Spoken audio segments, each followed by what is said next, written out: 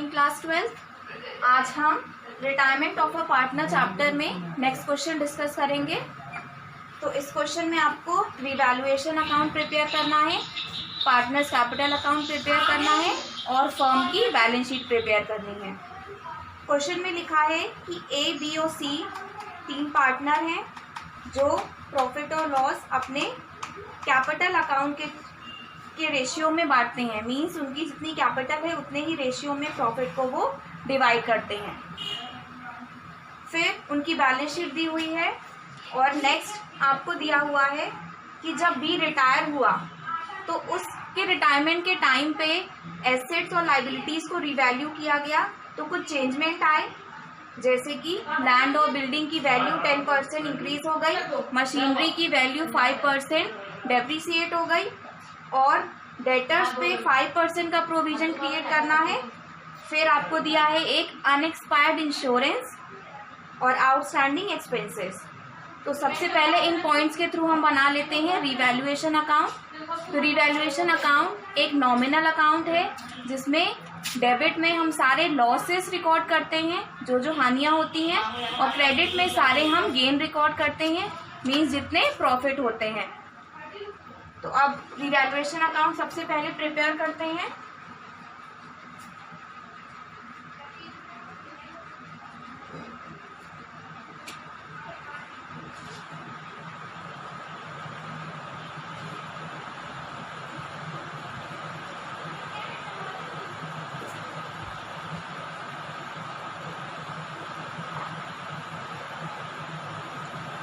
सबसे पहले लिखा हुआ है कि लैंड और बिल्डिंग की वैल्यू 10% इंक्रीज हो गई।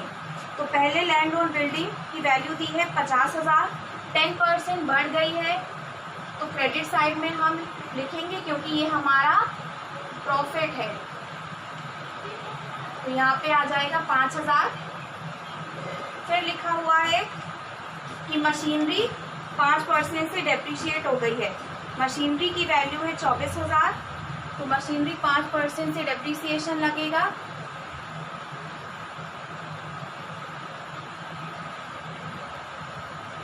तो 5% हो जाएगा 1,200 रुपये। उसके बाद लिखा हुआ है कि डेटर्स पे पीवीडी क्रिएट करना है 5% का, तो ये भी एक लॉस है 2 पीवीडी। अगर डेटर्स पे 5% का पीवीडी हम क्रिएट करते हैं तो डेटर्स का अमाउंट है 10,000, 5% प्रोविजन का हो जाएगा 500 रुपये, लेकिन बैलेंस शीट में ऑलरेडी 200 रुपये दिया है प्रोविजन का।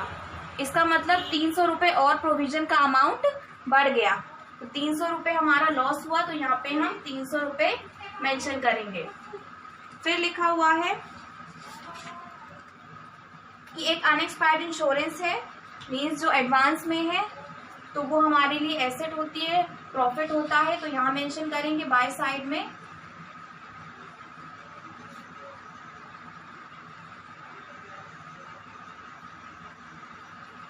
तो ये हो गया आपका 1,000 रुपये। फिर लिखा हुआ है कि आउटस्टैंडिंग एक्सपेंसेस है 1,500 रुपये के। तो ये खर्चे हैं जो पहले नहीं दिए थे, अब देने हैं, तो यहाँ मेंशन करेंगे हम 1,500 रुपये। अब जो भी प्रॉफिट या लॉस होगा वो सारे पार्टनर्स में उनके ओल्ड रेशियो में डिवाइड हो जाएगा।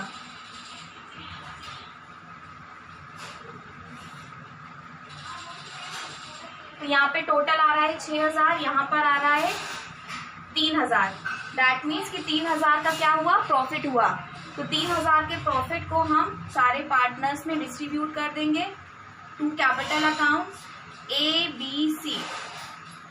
उनके कैपिटल रेशियो में ही डिस्ट्रीब्यूट करना है 3,000 का अमाउंट। तो 3,000 का अमाउंट तीनों में डिस्ट्रीब्यूट करेंगे तो हो जाएगा 1,500, 1,000 और 500। तो ये हो गया 3,000 प्रॉफिट डिस्ट्रीब्यूट और टोटल हो गया 6,000।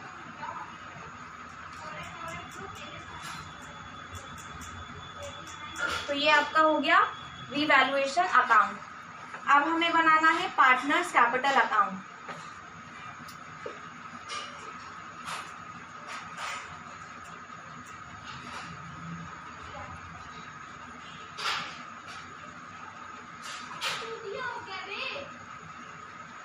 पार्टनर्स कैपिटल अकाउंट भी आपका नॉमिनल अकाउंट है, जिसमें डेबिट साइड में हम सारे खर्चे लिखते हैं और क्रेडिट साइड में सारे गेन लिखते हैं।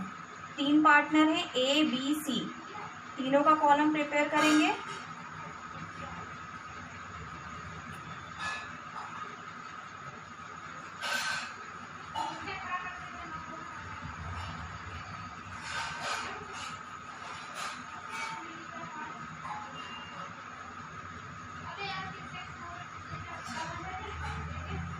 सबसे पहले हम क्या मेंशन करते हैं, बाय साइड में तीनों की कैपिटल लिखेंगे। बाय बैलेंस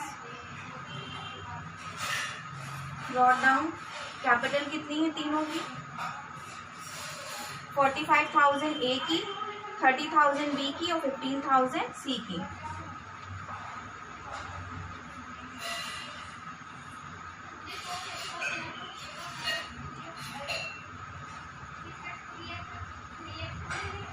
फिर देखिए रीवैल्यूएशन अकाउंट का जो प्रॉफिट था वो भी मेंशन कर देंगे।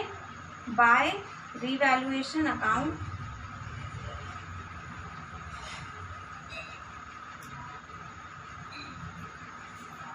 $1,500, 1,000 और 500।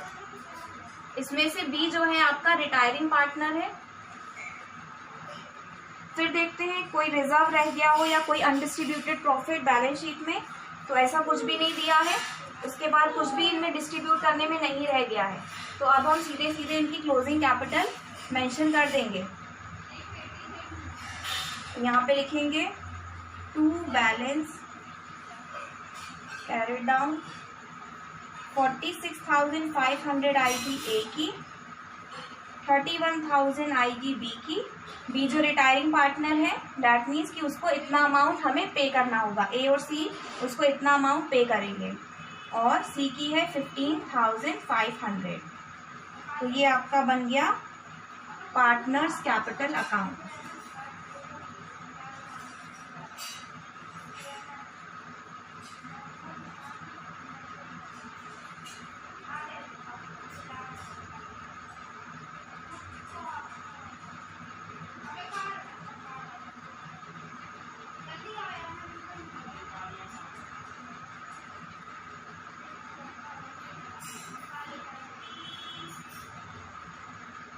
अब हमें प्रिपेयर करनी है balance sheet. Balance sheet prepare करते हैं अब।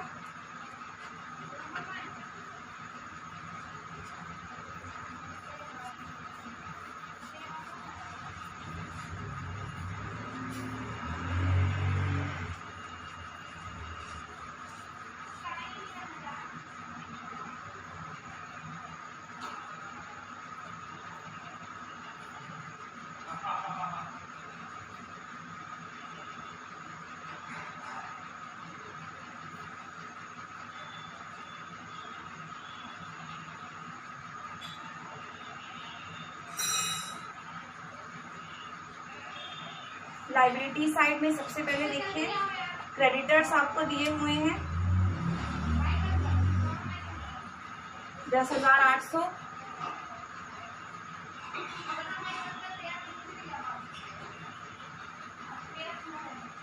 फिर एक बैंक लोन दिया हुआ है आपको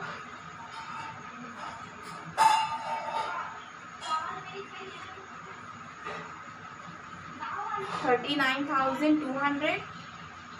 फिर अब हम कैपिटल अकाउंट मेंशन करेंगे।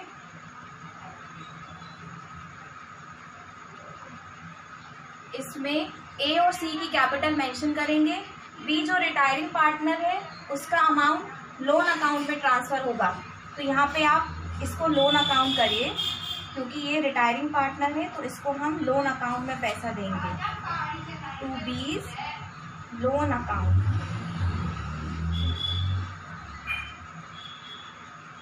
31,000। A और C की कैपिटल लिख देंगे। क्लोजिंग कैपिटल 46,500, 15,500, तो ये हो गई टोटल 62,000। और B की जो है वो B's लोन अकाउंट में ट्रांसफ़र होगी, वो भी लाइबिलिटी है क्योंकि वो पे ऑफ करनी पड़ेगी दोनों पार्टनर्स को, तो लिखेंगे 31,000।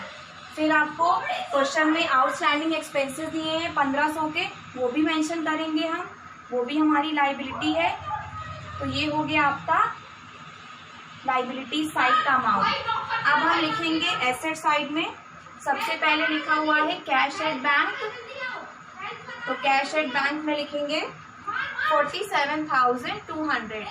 फिर दिया हुआ है डेटर्स, तो डेटर में हमारा 500 पीवीडी भी था, तो वो लेस कर देंगे। 10,000 डेटर्स हैं, उसमें 500 आपका पीवीडी है, तो डेटर्स आपके हो गए 9,500। फिर दिया हुआ है स्टॉक, स्टॉक में कोई चेंजमेंट नहीं था, एज इट इज लिख देंगे 9,000। और फिर लिखा हुआ है मशीनरी, मशीनरी में हमारा 1200 का डेप्रिसिएशन था, तो वो लेस कर देंगे 24,000 में 1200, तो ये हो जाएगा 22,800। फिर लैंड एंड बिल्डिंग की वैल्यू हमारी बढ़ गई थी, 50,000 है, उसमें 5,000 और बढ़ गई थी, तो हम लिखेंगे लैंड एंड बिल्डिंग में 55,000 रुपये, यहाँ पे लिखेंगे अमाउंट 55,000 रुपये। उसके बाद आपको दिया हुआ है एक अनएक्सपायर्ड इंश्योरेंस, अनएक्सपायर्ड इंश्योरेंस का अमाउंट आपको क्वेश्चन में दिया हुआ है 1,000 रुपये, तो वो मेंशन कर देंगे। उसके बाद बैलेंस शीट का टोटल करते हैं, तो बैलेंस शीट का आपका टोटल आएगा 1,44,500। तो ये हो गई आपकी फर्म की balance sheet prepare at the time of retirement of a partner. इसके बाद का क्वेश्चन आप ट्राई करिएगा, उसमें गुडविल का एक पॉइंट एक्स्ट्रा है, तो गुडविल आपको फाइंड करनी आती है कि कैसे रिटायरिंग पार्टनर को उसकी गुडविल का अमाउंट दिया जाता है। बाकी पूरा क्वेश्चन एज इट इज होगा। Thank you class.